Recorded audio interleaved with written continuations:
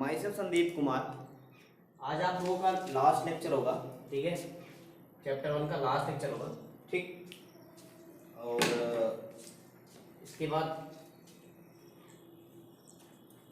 Chapter 1 में ये last lecture है, ठीक है। कुछ लोगों ने ये क्वेश्चन पूछा हुआ है, एनसीईआरटी का क्वेश्चन नंबर 17 है। क्वेश्चन ये था कि पेयजल के नमूने में क्लोरोफॉर्म से अत्यधिक संदूषित पाया गया, ठीक है ना। संदूषण का स्तर था 15 ppm द्रव्यमान के रूप में था, ठीक है ना।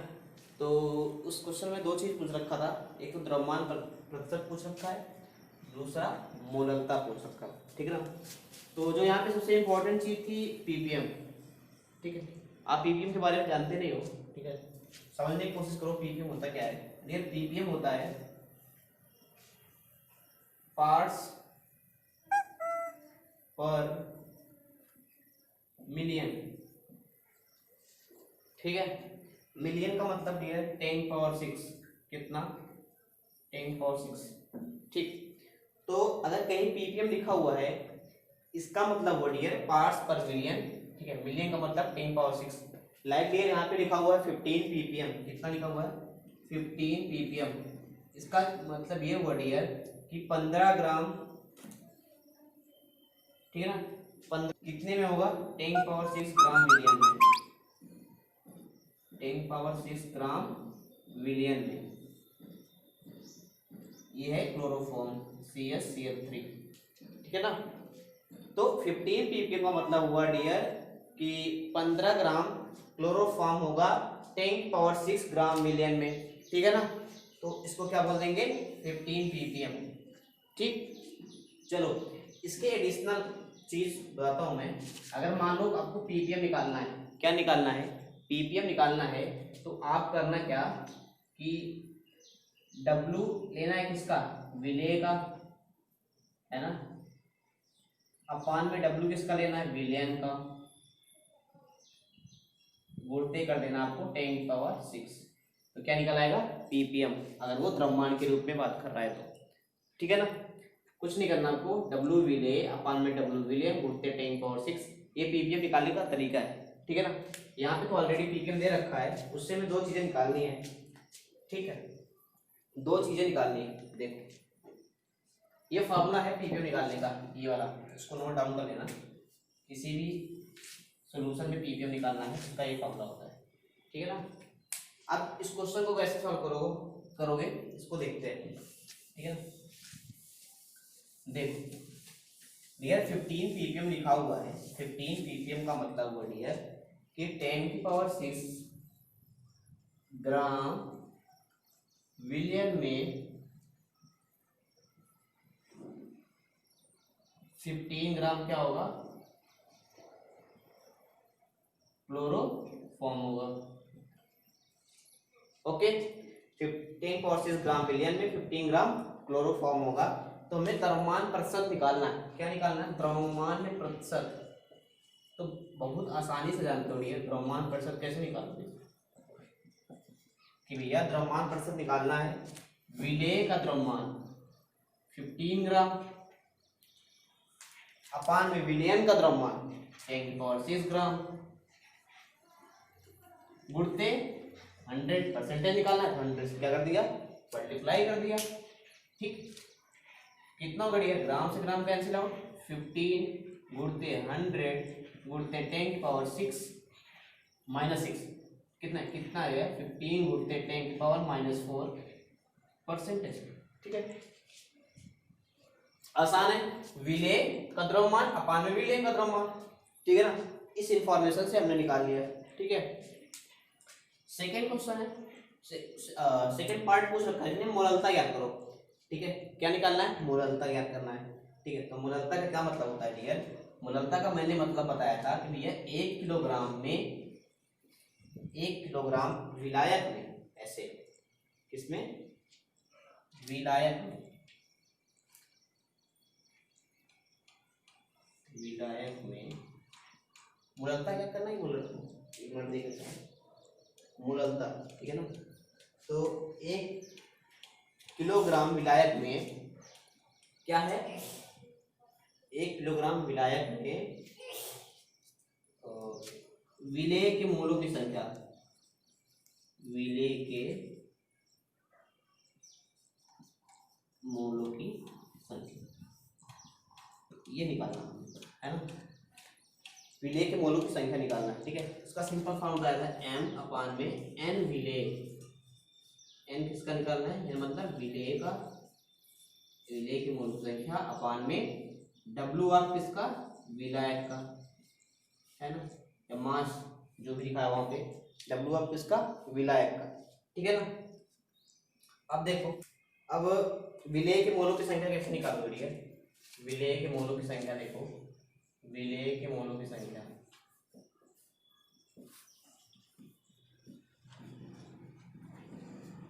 इससे पहले आप पहले 1 किलोग्राम विलायक के हिसाब से निकालो ना। ठीक है, हमारे पास तो कुल कितना है, 10 ग्राम है। ठीक है ना, तो पहले एक काम करो, 1 किलोग्राम विलायक में विलेय की मोल संख्या आ जाएगी, मोलरता हो जाएगी। इससे पहले एक काम करो डियर, हमें पता है 10 ग्राम विलयन में, है ना, 10 ग्राम विलयन में जो क्लोरोफॉर्म की कितनी मात्रा है डियर, 15 ग्राम, है ना, कितना है, 15 ग्राम। देखो डियर, अगर आप देखोगे ना 10 का मतलब होता है 10 लाख, कितना होता है, 10 लाख, तो 10 लाख में 15 ग्राम कोई मायने रखता ही नहीं। ठीक है ना, तो चाहे इसको विलयन मानो, चाहे इसको क्या मान लो, विलायक, दोनों का मतलब क्या होने वाला है यहाँ पे, सेम, क्योंकि भाई 10 लाख में 15 ग्राम क्या ही इंपॉर्टेंस रखता है। ठीक है ना, तो मैं अगर बोलूं 1 ग्राम विलयन में कितने ग्राम का विलायक होगा, तो क्या करोगे, 15 अपान में 10 इतना ग्राम होगा, है ना, 15 अपान में 10 एक ही नियम से। तो 1 किलोग्राम का मतलब कितना हुआ, 1 किलोग्राम, या इसका क्या मतलब हुआ, 1000 ग्राम, 1000 ग्राम विलयन में, ठीक है ना, कितना क्लोरोफॉर्म हो जाएगा, 15 अपान में 10 गुणते 10 इसको सॉल्व करोगे, 15 गुणते 10 15 गुणते 10 ग्राम। ठीक है, कितना आ गया, 15 गुणते 10 ग्राम, किसमें, 1 किलोग्राम विलयन अगर हमने लिया तो उसमें आएगा 15 गुणते 10 ग्राम, क्या आ जाएगा आपका, क्लोरोफॉर्म आ जाएगा। ठीक है ना। अच्छा, इसके बाद देखो डियर, अगर हमें क्लोरोफॉर्म के मोलों की संख्या निकालनी है, किसके, क्लोरोफॉर्म के मोलों की संख्या, किसमें, 1 किलोग्राम विलयन में, तो 1 किलोग्राम विलयन में डियर 15 गुणते 10 ग्राम दे रखा है, उसका मोल द्रव्यमान कितना होगा डियर, कैसे निकालोगे, CHCl3, ठीक है ना, C का कितना हो जाएगा 12, कार्बन का 12, हाइड्रोजन का 1, Cl3, क्लोरीन का कितना होता है डियर, 35.5 होता है, इंटू में 3 से मल्टीप्लाई करोगे, उसका 3 गुना करोगे, कितना आ जाएगा 106.5, है ना, इनका सम करोगे डियर तो आएगा 119.5। ठीक है ना, ये हो गया इसका एटॉमिक मास। ठीक है ना, इसमें AMU में, लेकिन हमें क्या लिखना है यहाँ पे, मोलर द्रव्यमान लिखना है, तो 119.5 ग्राम, किसमें, ग्राम में, मोलर द्रव्यमान इतने समय क्या कर देंगे, AMU को हटा के क्या दिया, ग्राम। डियर, इसको सॉल्व करोगे आप, अगर इसको सॉल्व करोगे तो ये वैल्यू निकल के आएगी, कितना है पता है आपको, 1.25 इंटू 10⁻⁴। ठीक है, इतने मोल, क्यों, ये तो 15 है, ये वो लगभग 120 के बराबर है, तो 15 8 120, तो 1/8 आएगा, और 1/8 को सॉल्व करोगे डियर इतना आएगा 1.25, 10⁻³ पहले ही था, तो ये इधर लाओगे 10⁻⁴ हो जाएगा, सॉल्व करके देख लो, इतनी वैल्यू आने वाली है। ठीक है ना, अब क्या करना है डियर, अब हमें निकालना है मोलरता, क्या निकालना है, मोलरता निकालना है। ठीक है ना, मोलरता का क्या डिफरेंस होता है डियर, कि भैया m निकालना है, तो n ऑफ CHCl3 अपान में W ऑफ किसका, विलायक का द्रव्यमान कितना होगा, है ना, विलायक के द्रव्यमान को करने में। ठीक है, देखो 1 किलोग्राम हमने ले लिया, ठीक है, और उसका जो मोलों की संख्या 1 किलोग्राम में आ रही है, कितना आ रहा है 1.25 इंटू 10⁻⁴। लेकिन जो W विलायक है डियर, यहाँ पे एक अजम्पशन मानना पड़ेगा कि जो W विलायक है उसको हमने क्या कर लिया, W विलयन के बराबर माना है। ठीक है, तभी ये क्वेश्चन सॉल्व कर रहे हो। यानी जो 1 किलोग्राम विलयन है वो 1 किलोग्राम विलायक के बराबर है, क्योंकि 1000 ग्राम में डियर 15 गुणित 10⁻³ ग्राम आ रहा, मतलब ये वैल्यू बहुत लेस है। तो ये वाला लगभग बराबर मान सकते हो कि 1 किलोग्राम विलयन ले लो या 1 किलोग्राम विलायक ले लो, दोनों की वैल्यू क्या होगी, बराबर होगी लगभग। ठीक है, तो यहाँ से n इसके इतने मोल हो गए, ठीक है ना, और W विलायक कितना हो गया, 1 किलोग्राम। ठीक है, यहाँ पे 1 किलोग्राम से हमने सब कुछ डिसाइड कर लिया। ठीक है, तो ये वैल्यू सॉल्व करोगे कितना आएगा, 1.25 × 10⁻⁴ m, m मतलब मोलरिटी। ठीक है ना, क्लियर। या फिर इसको लिख सकते हो मोल पर किलोग्राम। ठीक है, बात सुना गया। चलो इसको खत्म करते हैं।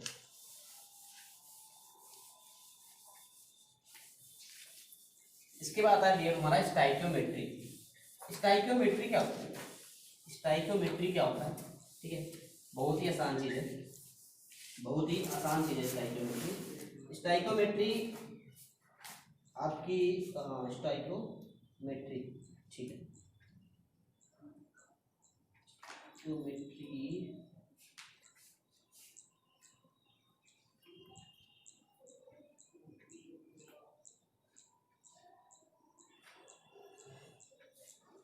सुनो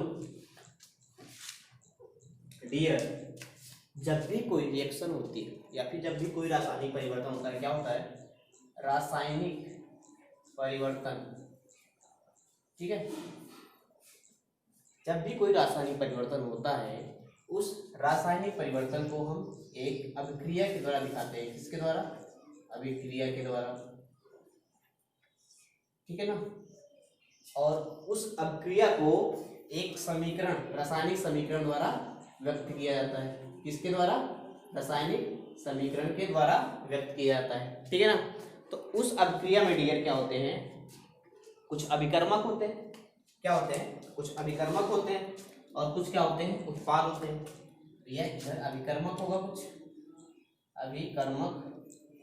ठीक है ना, बहुत सारे अभिकर्मक, एक अभिकर्मक दो, अभिकर्मक दो, और ये अक्रिया करके डियर क्या बनाएंगे, ये अक्रिया करके कोई उत्पाद बनाएंगे, उत्पाद 1 प्लस उत्पाद 2। ठीक है, बात क्लियर है। किसी भी अभिक्रिया में एक से अधिक अभिकर्मक या एक अभिकर्मक, ठीक है ना, की रासायनिक क्रिया होती है, उसके फलस्वरूप एक उत्पाद या एक से अधिक उत्पाद क्या होते हैं, बनते हैं। ठीक है, तो डियर जो अभिकर्मक या उत्पाद, ठीक है ना, कौन से अभिकर्मक कितने मोल में या कितने द्रव्यमान में इस अभिक्रिया में भाग ले रहे हैं और कितना उत्पाद बन रहा है, ठीक है ना, उस सब का जो कैलकुलेशन है, उस सब की जो मेजरमेंट है, ठीक है ना, वो हम किसकी हेल्प से करते हैं, स्टाइकियोमेट्री की हेल्प से करते हैं। आपकी एनसीईआरटी की बुक में एक बहुत बढ़िया डिफिनेशन दे रखा है कि आवश्यक अभिकर्मकों एवं बने उत्पादों का मात्रात्मक अध्ययन क्या कहला दिया, स्टाइकियोमेट्री कहलाएगा। ठीक है ना, कैसा अध्ययन, मात्रात्मक। ठीक है ना, कि भैया कितना बनेगा, कितना कंज्यूम होगा, ठीक है ना, कौन सी कितनी मात्रा, कितने मोल उस रिएक्शन में बनेंगे। डियर समझने की कोशिश करो, ठीक है ना, समझने की कोशिश करो इसको। मैं बोलता हूँ डियर, एक रिएक्शन है कि उस रिएक्शन में मीथेन को हम क्या कर रहे हैं, बर्न कर रहे हैं, जला रहे हैं, किसके साथ, ऑक्सीजन के साथ। जब कोई चीज बर्न करेगी तो उसकी रिएक्शन किसके साथ होती है, ऑक्सीजन के साथ होती है। ठीक है ना, तो CH4 मतलब मीथेन प्लस O2 की रिएक्शन करा रहे हैं डियर हम। इसमें जो बन रहा है वो देखो, इसमें बनेगा आपका carbon dioxide CO2 plus H2। ठीक है, ये सिंपल रिएक्शन हो गई। अभी इस रिएक्शन में बैलेंस रिएक्शन नहीं, बैलेंस रिएक्शन का मतलब डियर कि जितने परमाणु इस साइड हैं उतने परमाणु इस साइड भी होते हैं। यानी उससे पहले भी अगर बात करूं तो डियर होता क्या है, मैंने एक आपको 5 नियम बता रखे थे। उस नियम में एक चीज बता रखा था मैंने डियर कि भैया किसी भी रासायनिक अभिक्रिया में जितना द्रव्यमान अभिक्रिया के पहले होगा उतना ही द्रव्यमान अभिक्रिया के बाद होगा। ठीक है ना, यानी क्या होता है डियर, उससे क्या होगा कि भैया जितने परमाणु इधर हैं उतने परमाणु इधर भी होने चाहिए, है ना। अगर एक कंप्लीट रिएक्शन हो रही है तो, अगर एक कंप्लीट रिएक्शन हो रही है तो दोनों साइड द्रव्यमान बराबर होना चाहिए। अगर द्रव्यमान बराबर है डियर तो मोलों की संख्या बराबर होनी चाहिए। अगर मोलों की संख्या बराबर है डियर तो अणुओं की संख्या बराबर होनी चाहिए। अणुओं की संख्या बराबर है तो परमाणुओं की भी संख्या बराबर होनी चाहिए। मतलब समझो डियर, अभी मैं इसको बैलेंस कर रहा हूँ, समझो आसानी से समझ में आया। अभी इसको मैं बैलेंस कर रहा हूँ। बैलेंस कैसे कर रहा हूँ देखो, एक कार्बन इधर है डियर, एक कार्बन इधर है, बात बराबर, ठीक है। अब हाइड्रोजन को देख लो, 4 हाइड्रोजन इधर है, इधर कितना हाइड्रोजन है डियर, 2 हाइड्रोजन के परमाणु, कितने, 2। मैंने बोला हर एक एलिमेंट का जितने परमाणु इधर है डियर उतने परमाणु इधर भी होने चाहिए। तो यहाँ पे अगर H4 है यानी हाइड्रोजन के 4 परमाणु है डियर, यहाँ पे हाइड्रोजन के 2 परमाणु हैं, तो पहले इस 4 को क्या कर लो, 4 कर लो, ठीक है ना। हमने क्या कर दिया, यहाँ पे 2 लगा दिया, क्या लगा दिया, 2 लगा दिया, ठीक है। चलो 2 लगा दिया, ये कितने हो गए हाइड्रोजन, 4 हो गए। अब देखो डियर, अब इधर का ऑक्सीजन कैलकुलेट करो। यहाँ पे ऑक्सीजन कितना हो गया, 2, यहाँ पे ऑक्सीजन कितना हो गया, 2। यहाँ से देखो, यहाँ पे 2, यहाँ पे भी 2, यहाँ पे 2 परमाणु, यहाँ से 2 परमाणु, यहाँ पे कुल कितने परमाणु हो गए डियर, 4 परमाणु हो गए। इधर देखो डियर, इधर तो 2 ही परमाणु है, तो इसको भी क्या करोगे आप, यहाँ से 2 से मल्टीप्लाई कर दोगे। क्या कर दिया आपने, 2 से मल्टीप्लाई कर दिया, ठीक है। तो ऑक्सीजन भी कितना हो गया, 4 हो गया, ठीक है। अब डियर आती है स्टाइकियोमेट्री, आती है, क्या आती है, स्टाइकियोमेट्री। भैया मीथेन के सामने 1 लगा हुआ है, यहाँ पे कुछ नहीं है, तो मीथेन का हम कितना अणु ले रहे हैं, 1 अणु ले रहे हैं। कितना अणु ले रहे हैं डियर, 1 अणु ले रहे हैं। कितना अणु, 1 अणु, ठीक है। इस रिएक्शन को कंप्लीट कराने के लिए हम मीथेन का कितना अणु ले रहे हैं डियर, 1 अणु। ऑक्सीजन का कितना अणु ले रहे हैं डियर, 2 अणु, ठीक है। कितना अणु, 2 अणु, ठीक है।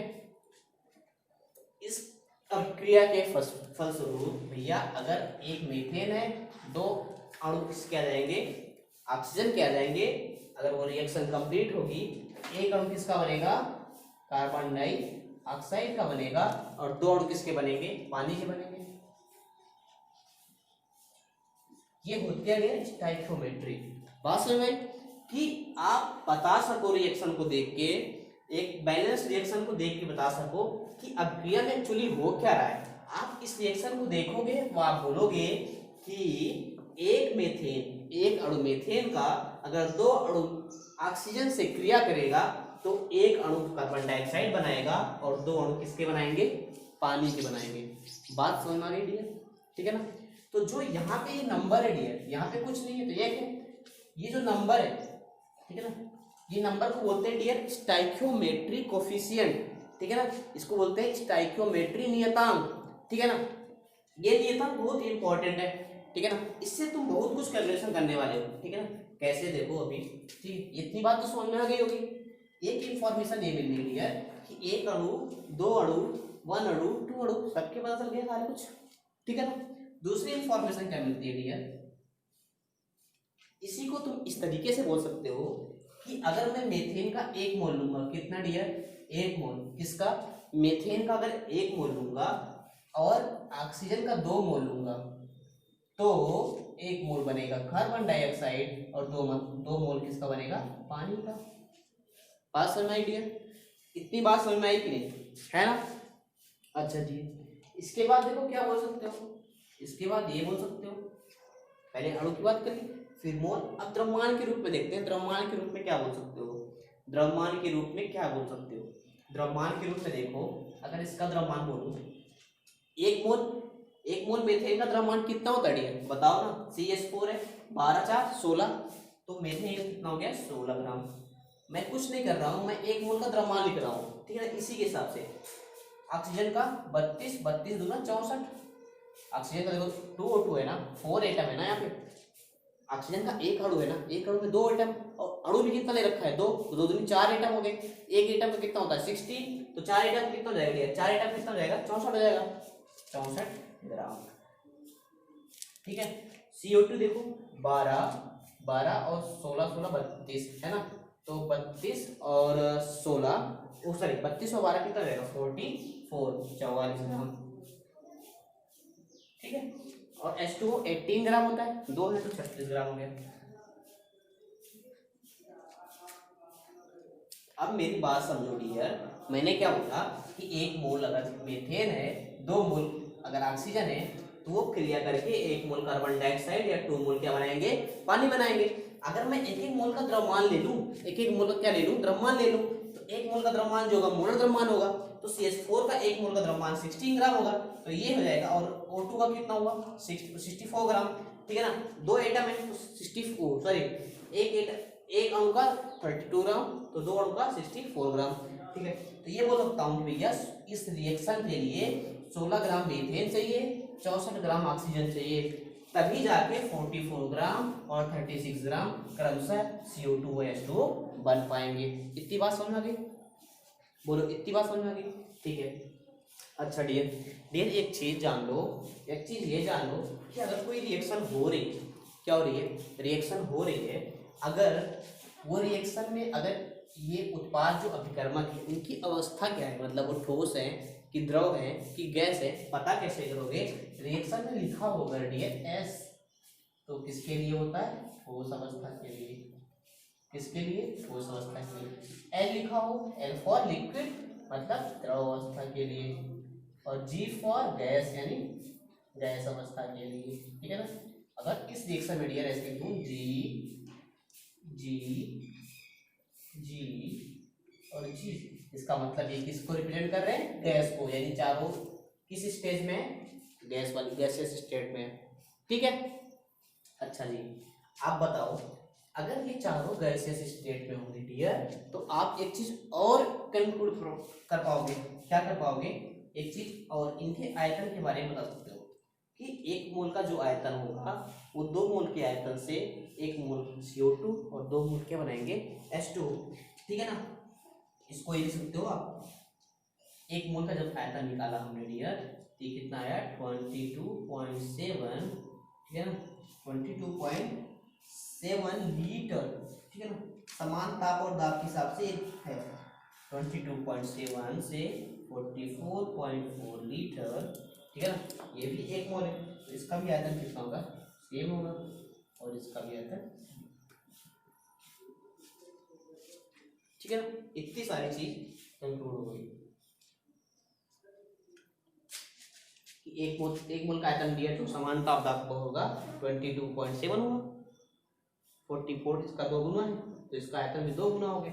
ये 1 मोल है तो 1 मोल का आयतन इतना बना, इतना बना, ठीक है। अच्छा डियर मैंने एक चीज बोला था आपसे कि देखो इसको करो 16 प्लस 64 कितना होगा, 40780, इसको भी ऐड करो 44 प्लस 36 080, मतलब जितना अपक्रिया से पहले द्रव्यमान था उतना ही अपक्रिया के बाद द्रव्यमान है, ठीक है ना। तो उसी के हिसाब से हम कैलकुलेशन कर रहे हैं कि चीजें हो क्या रही हैं, इस सारी चीज को क्या बोलते हैं, स्टाइकियोमेट्री बोलते हैं। बात समझ में आ गया डियर, ये आपको समझना बहुत ज्यादा जरूरी है क्योंकि इस पे बहुत सारे क्वेश्चन होने वाले हैं, बहुत सारे क्या, लगभग आप बहुत कुछ करोगे इस पे, ठीक है ना। कैसे, एक क्वेश्चन आपकी बुक का ले रहा हूं मैं,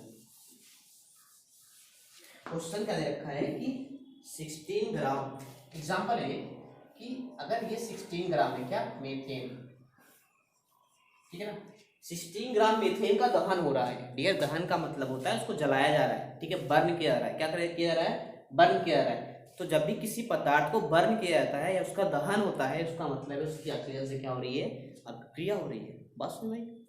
अच्छा तो बोल रहा है कि 16 ग्राम मीथेन है, ठीक है, तो उस 16 ग्राम मीथेन से ये H2O कितना प्राप्त होगा वो बताना है आपको, है ना। देखते हैं कैसे करोगे, कैसे करोगे। देखो मैंने बोला था डियर यहाँ पे 1 है यहाँ पे 2 है, इसका मतलब क्या हुआ कि 1 मोल अगर मैं CH4 लूंगा तो 2 मोल क्या बनेगा, H2O बनेगा, ये तो बता रखा था हमने, ठीक है ना। तो अगर मैं CH4 मतलब कितना हुआ डियर, 12 4 16, तो अगर मैं 16 ग्राम ये लूं, है ना, 1 मोल का मतलब कितना होता है 16 ग्राम, और आपके क्वेश्चन भी पूछ रखा 16 ग्राम। तो अगर ये 16 ग्राम लिया मतलब डियर यहाँ से देखो पहले इसके मोल निकाल लो, मोल निकालो कितना हो जाएगा 16 ग्राम दे रखा है आपकी बुक में, और इसका जो मोलर द्रव्यमान भी होता है 16 ग्राम होता है, यानी मेथेन कितना है 1 मोल है। ठीक है ना, अगर मेथेन डियर 1 मोल है तो कितना ग्राम पानी बनेगा 2 मोल पानी बनेगा, तो 2 मोल क्या बन गया आपका पानी बन गया, तो 2 मोल पानी का वेट कितना देगा 2 गुणते 18 यानी 36 ग्राम।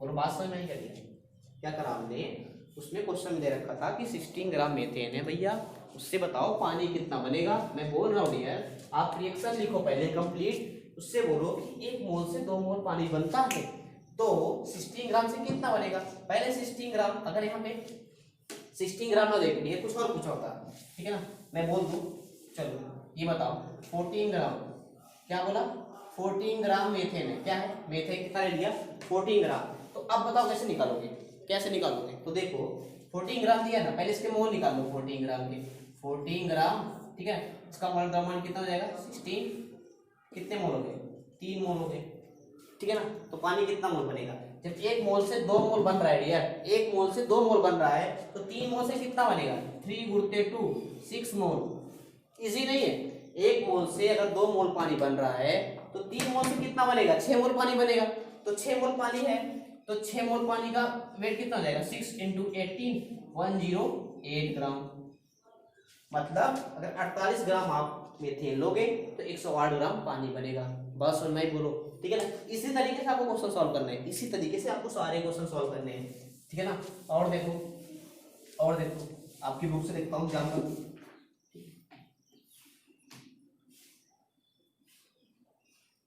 उसके बाद एग्जाम्पल दे रखा है उसमें पूछ रखा है रिएक्शन सेम है CH4 + 2O2 = CO2 + 2H2O, ठीक है ना। बुक में दे रखा है कि मेथेन को कितने मोलों के दहन से 22 ग्राम CO2 प्राप्त कर सकती है, मतलब यार यहाँ पे CO2 का दे रखा है द्रव्यमान कितना 22 ग्राम, कह रहा है कि CO2 आपको 22 ग्राम मिल रहा है तो मेथेन का कितना मोल रहा होगा जिससे 22 ग्राम मिल रहा है, कैसे निकालोगे बताओ कैसे निकालोगे। पहले एक काम करो, इस 22 ग्राम CO2 का आप मोल निकाल लो, तो CO2 का जो मोलर द्रव्यमान होता है डियर ये देखो 12, ये कितना हुआ ऑक्सीजन कितने हैं 2, 16 दूनी 32 और 32 12 कितना हुआ 44, तो इसका मोलर द्रव्यमान कितना हो जाएगा 44 ग्राम, तो इसके मोल निकालने हैं तो 22 ग्राम में आप 44 ग्राम से भाग करो तो कितना आ गया ये 0.5 मोल, कितना आ गया 0.5 मोल आ गया। आपको रिएक्शन देख के पता रहती है यहाँ पे भी 1 है यहाँ पे भी 1 है, इसका मतलब 1 मोल मेथेन से 1 मोल CO2 प्राप्त होगी, है ना, 1 मोल मेथेन से 1 मोल CO2 प्राप्त होगी ना डियर। तो बताओ अगर ये 0.5 मोल है डियर, ये भी तो 0.5 मोल रहा होगा, इजी बस और नहीं, ठीक है ना, समझ की बात की नहीं, ठीक है, अच्छा जी ठीक है। अच्छा इसके बाद आप क्वेश्चन ट्राई जरूर करना, इसमें बहुत अच्छे क्वेश्चन होंगे, बहुत ही ज्यादा अच्छे, ठीक है ना, तो क्वेश्चन तो जरूर ही ट्राई करना, इस पे तो क्वेश्चन हर एग्जाम में पूछा जाएगा, हर एग्जाम में। और ये स्टोइकियोमेट्री इसलिए इंपॉर्टेंट भी है कि इसको आप आगे रिएक्शन में यूज करोगे, हर है ना, आगे बहुत सारी चीजें आपको पढ़नी है, वहाँ पे ये तो यूज होना ही होना है, तो आप अच्छे से पढ़ो, इसमें कोई डाउट होगा तो मैं फिर से समझा दूंगा, कोई दिक्कत नहीं है, लेकिन इसको जरूर अच्छे से पढ़ना। इसके बाद आता है डियर आपका एक सीमांत अभिकर्मक,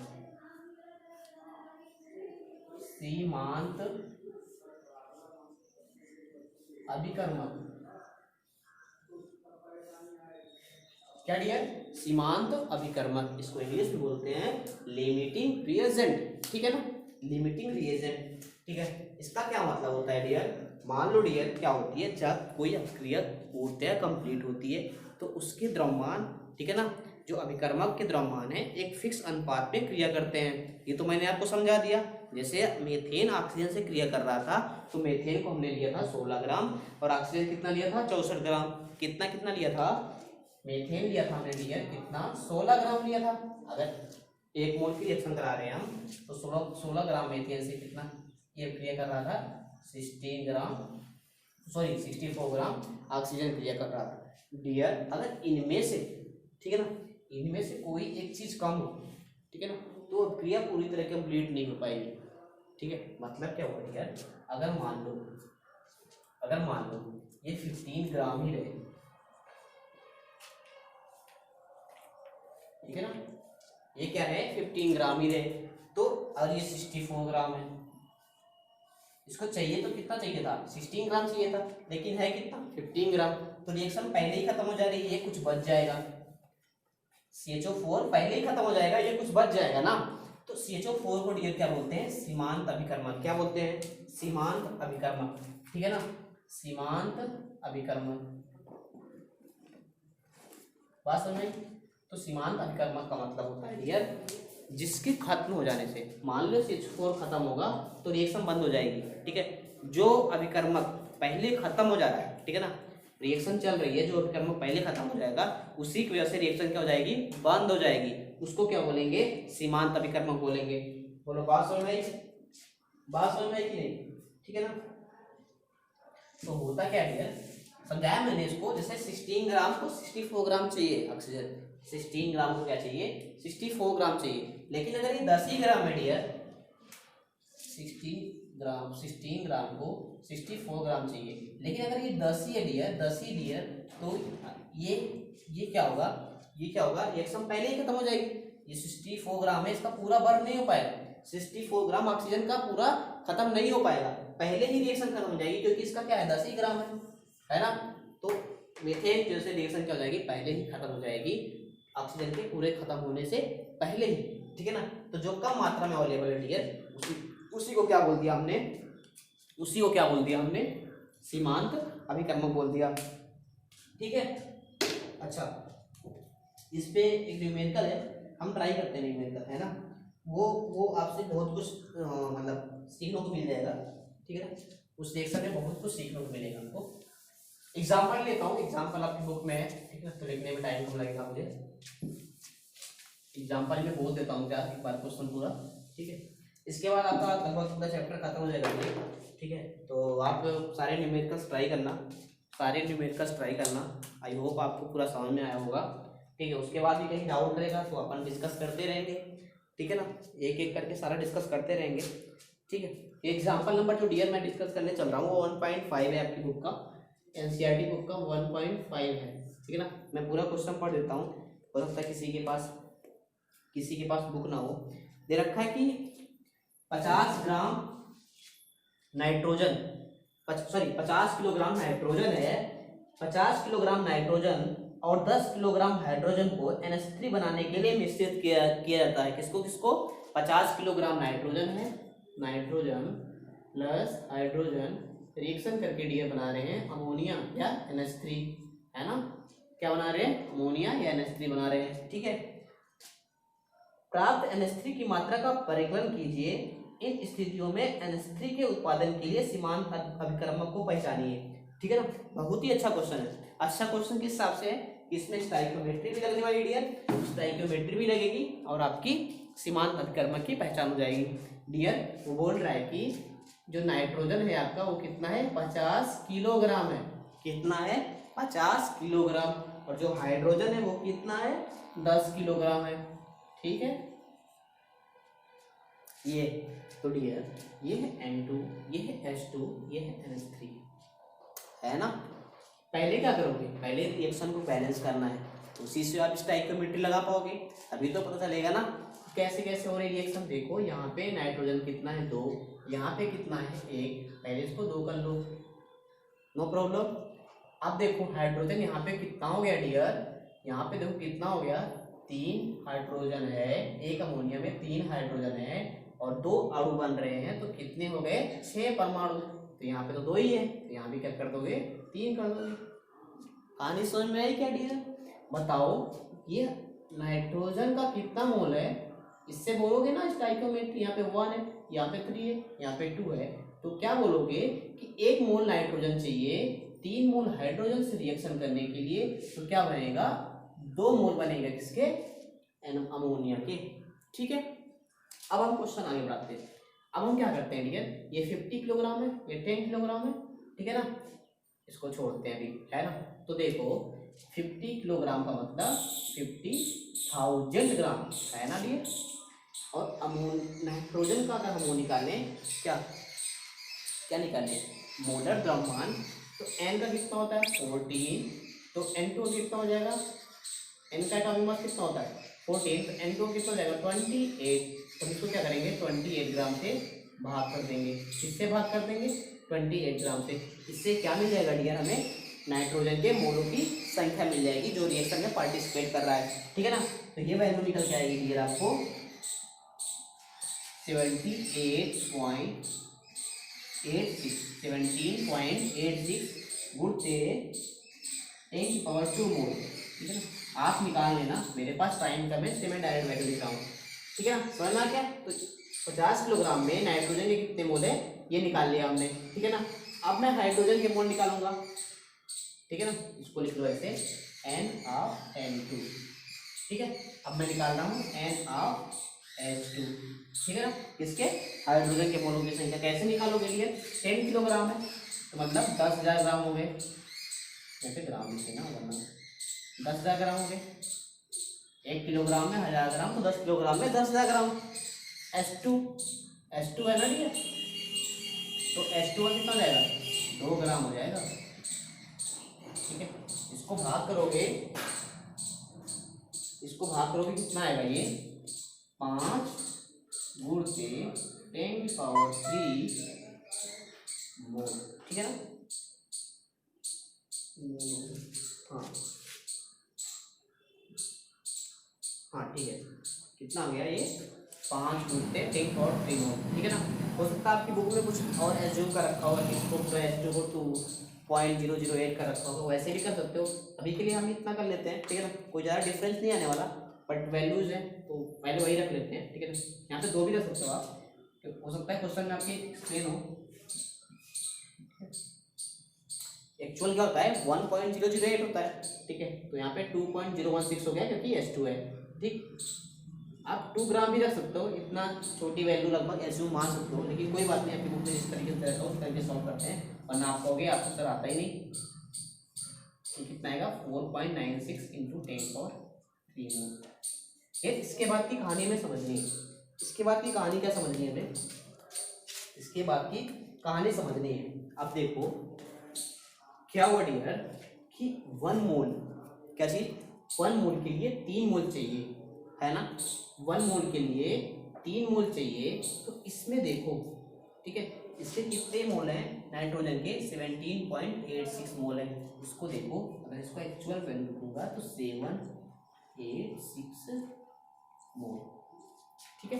इसका एक्चुअल लिखो 10 पर हटा दिया, उससे समझने में आपको आसानी होगी, 4960 मोल, ठीक है। तो इसके जितने मोल होंगे उसके तिगुने मोल से ये रिएक्शन करेगा। देखो 1 मोल कितने से कर रहा है 3 मोल से, तो यहाँ भी इतना मोल इसके तिगुने मोल से रिएक्शन करेगा, ठीक है ना।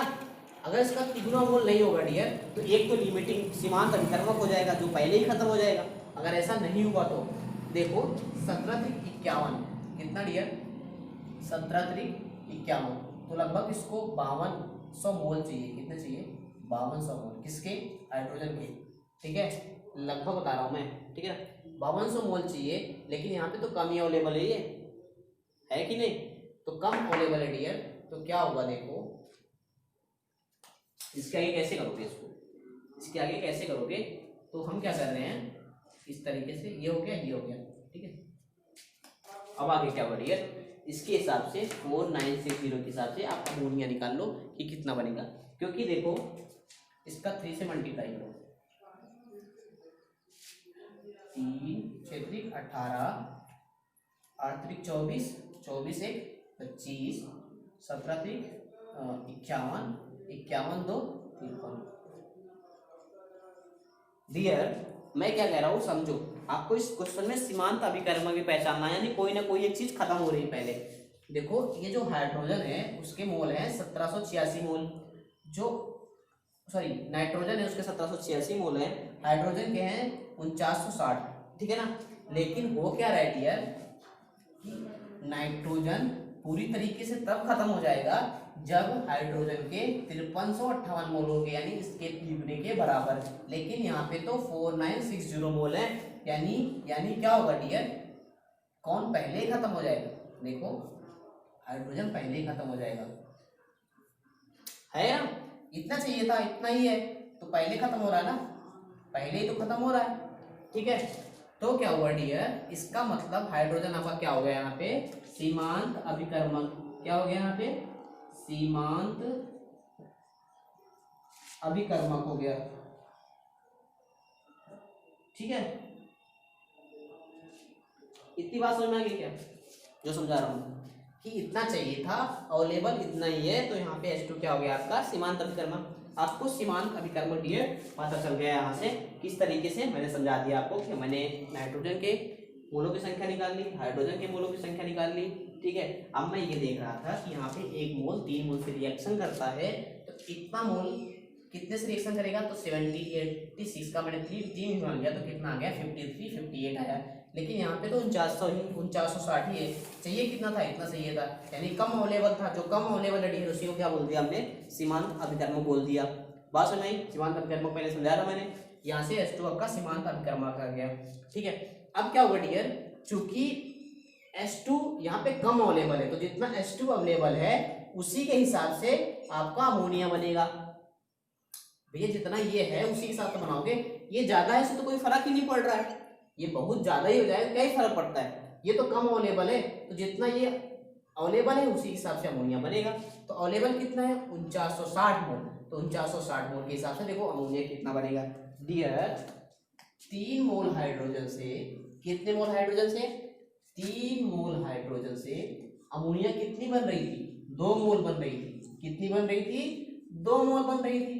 तो 1 मोल हाइड्रोजन से कितना बनेगा, एक ही नियम लगाओ डियर, 2/3, 3 से भाग कर दोगे। अगर अमोनिया 1 ही मोल होगा तो कितना कर दोगे, 2/3 कर दोगे। बात समझ में आई। हमारे पास कितना मोल है डियर, 4960 मोल, 4960 मोल है किसके, हाइड्रोजन के, तो उससे कितना मोल अमोनिया बनेगा, 2/3 गुणते 4960 मोल NH3। बात समझ आई। और ये वैल्यू डियर आएगी आपकी, ये वैल्यू आ रही है 3.30 इंटू 10⁻³ मोल NH3। ठीक है, 3.30 इंटू 10⁻³ मोल NH3 हो गया। इसका द्रव्यमान निकाल सकते हो, कैसे निकालोगे द्रव्यमान बताओ, 1 मोल का कितना होगा, 1 मोल अमोनिया का द्रव्यमान बताओ कितना होगा। इसका एटॉमिक मास निकालो NH3 का, 40 प्लस 3 हाइड्रोजन 3, ठीक है ना, इंटू 1008 कर लो, ये वाला ही कर लो, इसमें भी 1008 ही लिया होगा। ठीक है, तो ये अमोनिया के 1 मोल का आ जाएगा, यहाँ पे तो 1 ले रहा है, वहाँ पे तो बदल ही कर रहा है, 1 ही ले लो, तो ये आ जाएगा कितना, हाइड्रोजन का 1 हो गया, 3 हो जाएगा, ये 14 प्लस 3 कितना जाएगा, 17 ग्राम, तो कितना जाएगा ये 17 ग्राम। ठीक है, 1 मोल अमोनिया का कितना वेट हो गया, 17 ग्राम, तो इतने मोल अमोनिया कितना हो जाएगा, 3.30 इंटू 10⁻³ मोल अमोनिया का कितना हो जाएगा, इससे मल्टीप्लाई कर दोगे, 3.30 इंटू 10⁻³ गुणते 17 ग्राम।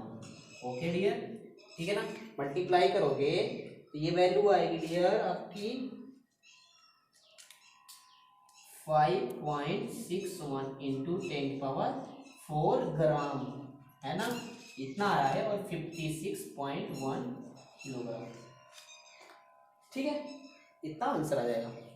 बात समझ में आई नहीं।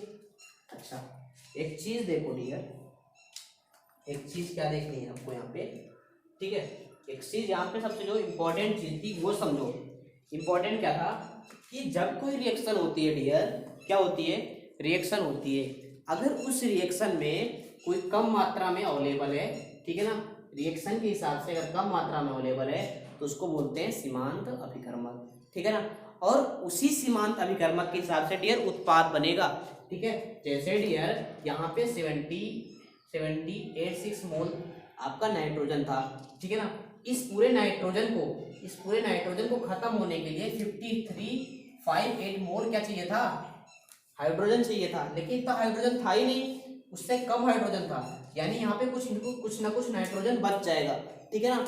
जो नाइट्रोजन बच गया डियर, वो हमारे का काम का नहीं है, उससे हम अमोनिया पता ही नहीं कर सकते कि जितना बचा है, ठीक है ना। जो हमारा हाइड्रोजन खत्म हुआ है, कितना खत्म हुआ है, उसके हिसाब से अमोनिया बनेगी, ठीक है ना। तो जब भी उत्पाद का तुम्हें कैलकुलेशन करना है तो हमें सीमांत अभिकर्मक को जानना होगा, उस सीमांत अभिकर्मक के हिसाब से डियर हम अमोनिया को फाइंड आउट करेंगे, ठीक है ना। तो किसी भी रिएक्शन में अगर उत्पाद पूछ रहा है तो आप सीमांत अभिकर्मक को फाइंड आउट करोगे, ये बहुत ही ज्यादा इंपॉर्टेंट है।